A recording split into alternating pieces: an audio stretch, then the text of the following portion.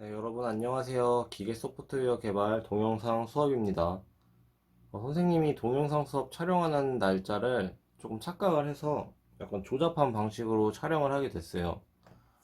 그 점 조금 양해를 부탁드리고, 이게 카메라로 찍다 보니까 화면이 잘 안 보일 것 같아서 약간 두꺼운 펜인 요 컴퓨터용 사인펜으로 판서를 하도록 하겠습니다.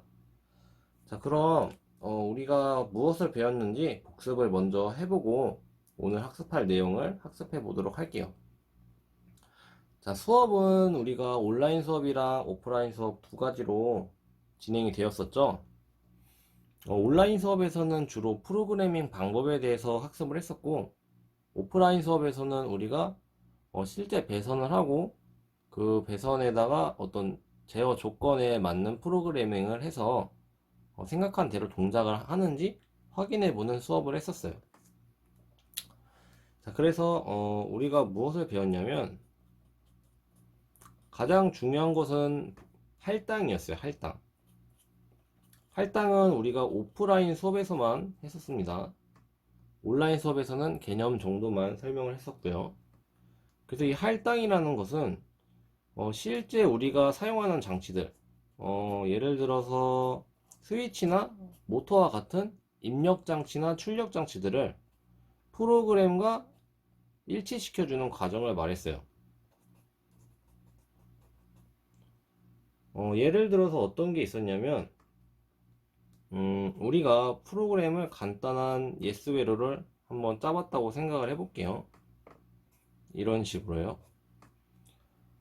그럼 여기에 우리가 입력 장치이기 때문에 미쓰비시에서는 입력 장치에 X라는 디바이스 명칭을 사용하고 출력 장치는 Y라는 디바이스 명칭을 사용한다고 했었죠.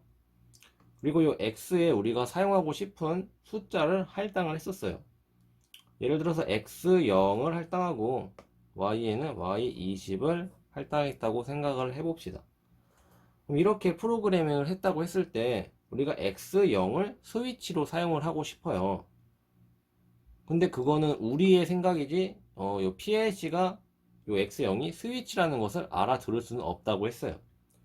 요 PLC가 X0가 스위치라는 것을 알기 위해서는 우리가 이것을 배선을 통해서 실제 X0이 스위치라고 PLC에 알려주어야 한다고 했어요. 이러한 과정을 할당이라고 했었고, 우리는 배선을 할 때 바나나 잭을 사용해서 할당을 했었죠.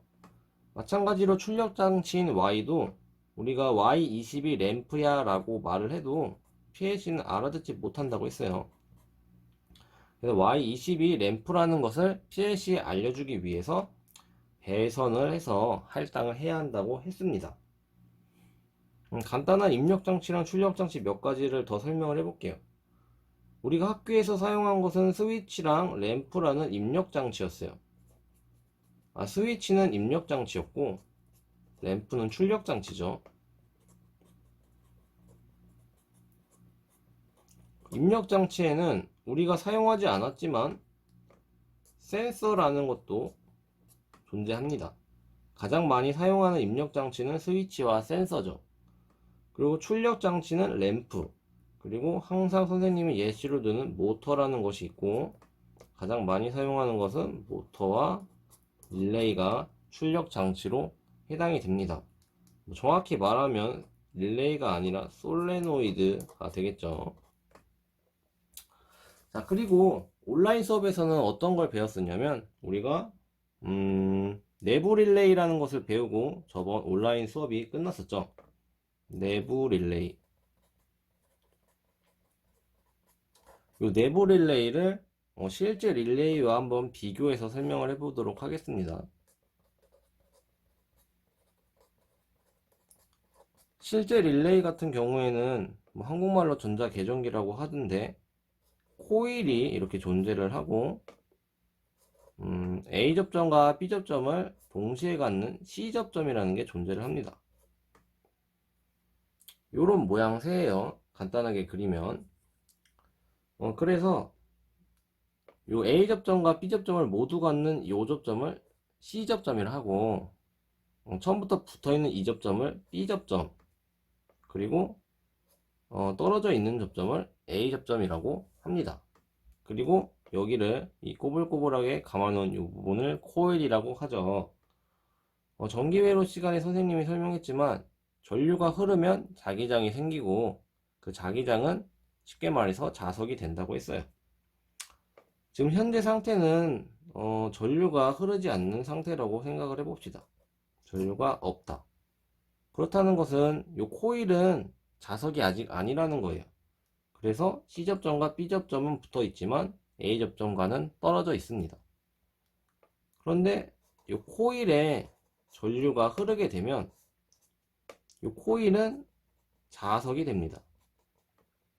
자석이 돼서 C접점은 B접점으로부터 떨어지게 되고 A접점에 가서 붙게 되겠죠.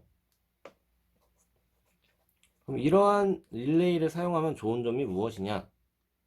사람이 직접 스위치를 누르지 않아도 전류를 흘려보내면 스위치를 누를 수 있다는 장점이 있죠. 즉 사람이 직접 누르지 않아도 동작을 한다는 특징을 갖고 있어요. 그러니까 사람이 현장에 없다는 것은 자동화의 가장 기본적인 특징이죠. 즉 자동화의 시작은 이 릴레이로부터 시작됐다고 볼 수가 있겠죠. 자, 그러면 이번에는 PLC에서 사용하는 내부 릴레이에 대해서 알아볼게요. 내부 릴레이는 미쓰비시 같은 경우에는 M이라는 디바이스 명칭을 사용하고 있습니다. 그럼 이 내부 릴레이가 도대체 뭐냐면 실제 릴레이 같은 역할을 하는데 프로그램 상에서만 존재하는 디바이스예요. 프로그램 상에서만 존재.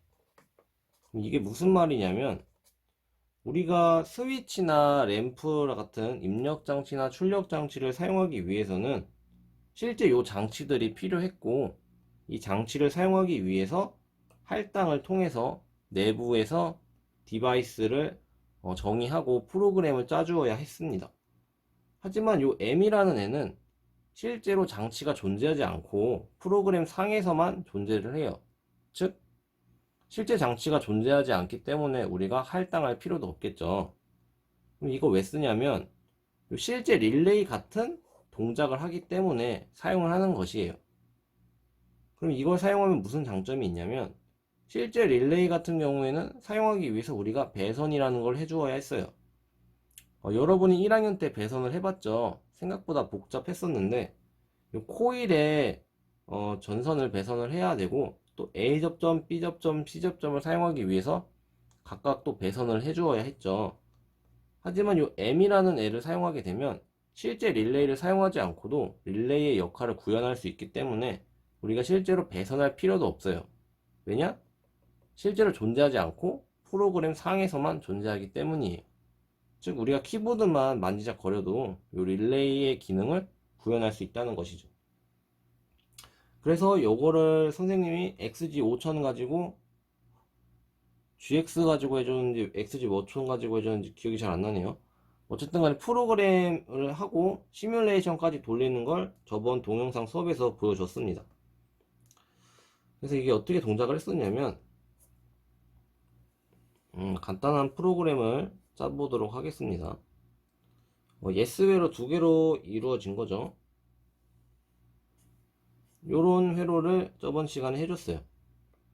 그래서 X 0, M 뭐 0, M 0, 그리고 Y 20 뭐 이런 식으로 한번 짜보도록 하겠습니다. 그러면 X0이 켜지면 무슨 일이 생기냐? X0이 켜지면 켜진 걸 파란색으로 색칠하도록 하겠습니다. PLC 같은 경우에는 신호가 왼쪽에서 오른쪽으로 진행된다고 했어요. 신호는 빨간색으로 한번 표기해 볼게요. 스위치가 눌렸기 때문에 여기 A 접점을 지나갈 수 있게 되었죠. 지나가서 이 신호가 코일에 도달을 하게 되고 코일도 마찬가지로 동작을 하겠죠. 근데 이 코일은 M이에요. 즉 실제 릴레이와 같은 역할을 합니다. 실제 릴레이 같은 경우에는 코일이 켜지면 A 접점에 붙는 걸 알 수가 있습니다. 마찬가지로 내부 접점 M도 M이라는 코일이 켜지면 같은 이름을 가진 A 접점은 붙어요. 그래서 M0이라는 같은 이름을 가진 A 접점도 동작을 하게 되고, 신호가 왼쪽에서 오른쪽으로 전달이 돼서 Y라는 코일이 켜질 수 있는 구조입니다. 간단하죠? 그럼 X0을 Y20이랑 바로 연결해서 사용해도 되는데 왜 굳이 M0을 거쳐서 Y20을 키느냐는 의문이 가질 수도 있어요. 그 이유는 여러분들이 프로그래밍을 하다 보면 이 Y20이라는 코일을 두 번 사용하고 싶을 때도 생겨요. 여러분이 아직 별로 안 해봐서 그런 마음에 안 들 수도 있는데 하다 보면 생깁니다. 그래서 밑에 쪽에서 Y20을 또 키고 싶어가지고 예를 들어서 이렇게 짰다고 생각을 해볼게요. 새로운 버튼인 X1을 누르면 Y20이 또 켜지게 만들고 싶은 거예요. 그러니까 X0을 눌러도 Y20이 켜지고, 좀 안 보이네. X1을 눌러도 Y20이 켜지고 X0을 눌러도 Y20이 켜지는 프로그램을 짜고 싶었던 거죠. 그래서 이런 식으로 짜면 생각한 대로 동작을 할 것 같은데 실제로는 동작하지 않아요. PLC에서는 코일을 두 번 사용할 수가 없는데 그거를 이중 코일이라고 합니다. 이중 코일. 이거 약간 중요해요. 이중 코일. 즉 코일을 두 번 사용할 수 없다는 것인데, 코일을 두 번 사용하게 되면 어떤 일이 발생하냐면 이쪽 제일 아래쪽 코일만 동작을 해요. 그러니까 이쪽은 동작하지 않아요. 이쪽은 동작하지 않고 가장 아래쪽에 단 이 코일만 동작을 하게 되는 특징이 있습니다. 그래서 M0을 사용하게 되면 이런 이중 코일을 막을 수가 있어요. 그거는 선생님 프로그램에서 보여주도록 할게요. 여기서 표현하기는 조금 힘드니까 프로그래밍 할 때 같이 설명을 하도록 하겠습니다. 그래서 이 내부 릴레이를 사용해서 무엇을 할 거냐면 오늘은 자기 유지 회로라는 것을 해볼 거예요. 자기 유지 회로. 자기 유지 회로. 이 자기 유지 회로는 기억이 나나요? 자기 유지 회로에서 자기는 셀프를 말합니다. 셀프. 자기는 셀프다. 그러니까 자기 자신이 자기를 유지시켜주고 있는 거예요. 그 프로그램을 어떻게 하냐면 여러분 이거 프로그램 하는 걸 과제로 내도록 하겠습니다. 프로그램은 간단해요. 여러분이 1학년 때 자기유지 회로를 실제 릴레이를 사용해서 만들어 보았을 때 약간 복잡했지만 프로그래밍으로 하면 되게 간단하게 자기유지 회로를 구현할 수 있습니다. 자, 이런 식으로 하면 자기유지 회로가 만들어져요. 자, 프로그래밍을 한번 해석을 해보겠습니다. X0이라는 스위치를 누르게 되면 신호는 왼쪽에서 오른쪽으로 진행이 되고 M0의 코일이 켜지게 되겠죠. M0의 코일이 켜지게 되면 M0이라는 같은 이름을 가진 접점들이 작동을 하게 돼요. 즉 A 접점은 붙고 B 접점은 떨어집니다. 그럼 여기 M0이라는 이름을 가진 A 접점은 붙게 돼요. 이렇게 되면 무슨 일이 생기냐? X0이라는 스위치가 떨어져서 신호가 이쪽으로 갈 수 없게 되더라도 M0 A 접점이 붙었기 때문에 이쪽으로 신호가 전달이 돼서 M0은 꺼지지 않아요. 즉 자기 이름을 가진 접점이 자기 자신을 켜준다고 해서 자기 유지 회로라고 합니다. 푸시 버튼 스위치를 사용했을 때 코일을 계속 켜주기 위해서는 우리가 스위치를 계속 손가락으로 눌러 주어야겠죠. 하지만 자기 유지 회로를 만든다면 우리가 스위치를 한 번 눌렀다 손가락을 떼도 동작이 꺼지지 않아요. 그렇다는 것은 스위치를 계속 누를 사람이 없어도 된다는 것이죠. 사람이 없어졌다는 것은 자동화가 됐다고 얘기를 할 수가 있습니다. 즉 자동화의 가장 기본이면서도 기초면서도 가장 중요한 것은 요 자기 유지 회로예요. 그리고 요 내부 접점 릴레이는 PLC에서 PLC의 꽃이죠, 꽃. PLC에서 가장 중요하면서도 PLC의 장점입니다. 실제 릴레이를 없앰으로써 배선을 줄이고 쉽게 회로를 구성할 수 있다는 장점이 있기 때문에 이 M이라는 애가 PLC에서 가장 중요해요. 그리고 가장 많이 사용하고요. 자, 수업은 여기까지 하도록 하겠습니다.